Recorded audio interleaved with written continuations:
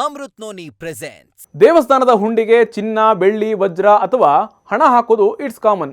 ಕೆಲವರು ಚೀಟಿ ಬರೆದು ಭಿನ್ನವಾಗಿ ದೇವರಿಗೆ ಮನವಿ ಮಾಡ್ಕೊಳ್ತಾರೆ.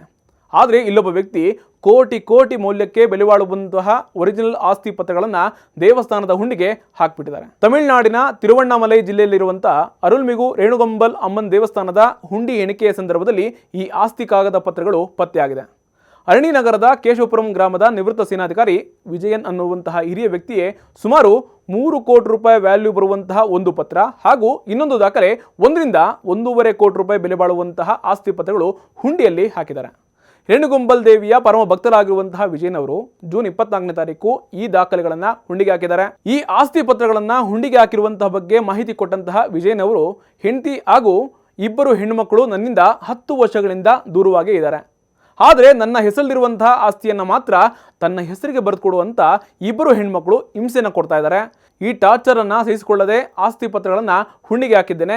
ಕಾನೂನುಬದ್ಧವಾಗಿಯೇ ದೇವಿಯ ಹೆಸರಲ್ಲಿ ಆಸ್ತಿಯನ್ನು ಬರೆದುಕೊಡ್ತೀನಿ ಅಂತ ವಿಜಯನ್ ಅವರು ಮಾಹಿತಿ ಕೊಟ್ಟಿದ್ದಾರೆ.